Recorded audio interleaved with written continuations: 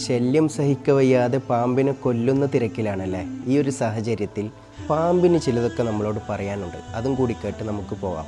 എടാ നിൽക്കടാ, ഞാനാടാ പാമ്പ്. എനിക്ക് ചൂട് സഹിക്കാനാകില്ലടാ. അതുകൊണ്ടാണ് ഞാൻ തണുപ്പുള്ള ഇടങ്ങൾ നോക്കുന്നത്. പിന്നെ നിന്റെ വീടിനടുത്ത് ഒളിക്കാൻ സ്ഥലമുണ്ടെങ്കിൽ ഞാൻ അവിടെ വരും.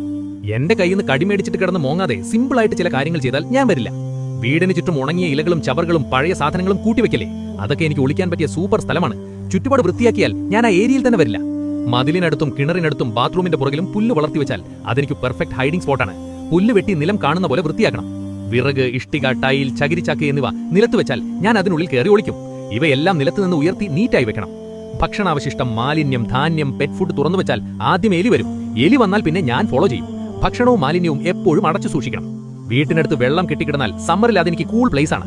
ഈർപ്പമുള്ള പുല്ലും ചെറിയ കുളവും നനഞ്ഞ കോണുകളും ഒഴിവാക്കണം. വെള്ളം കളഞ്ഞ സ്ഥലം ഡ്രൈ ആക്കി വെക്കണം. ചെരുപ്പ്, ഹെൽമറ്റ്, ബാഗ്, പഴയ വസ്ത്രങ്ങൾ പുറത്തോ സ്റ്റോർ റൂമിലോ ആണെങ്കിൽ നേരെ എടുത്ത് ഉപയോഗിക്കരുത്. ആദ്യം നന്നായി പരിശോധിച്ച് നോക്കണം. ഇല്ലെങ്കിൽ സർപ്രൈസായി ഞാൻ എൻട്രി തരും.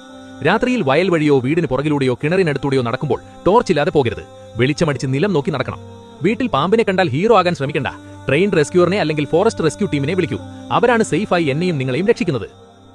പാമ്പിൻ്റെയും മറ്റു വിഷജന്തുക്കളുടെയും ശല്യത്തിൽ നിന്ന് കാവൽ ലഭിക്കാൻ മുത്തുനബി പഠിപ്പിക്കുന്ന ഒരു സിമ്പിൾ ദിക്ർ നമുക്ക് പഠിച്ചു പോകാം. അഊദു ബികലിമാത്തില്ലാഹി താമ്മാത്തി മിൻ ശർരി മാ ഖലഖ്. അർത്ഥം ഇങ്ങനെയാണ്: അള്ളാഹു സൃഷ്ടിച്ച സർവ്വചരാചരങ്ങളുടെയും ഷർറിൽ നിന്ന് ഞാൻ നിന്റെ സമ്പൂർണ്ണ നാമം കൊണ്ട് കാവൽ ചോദിക്കുന്ന റബ്ബേ.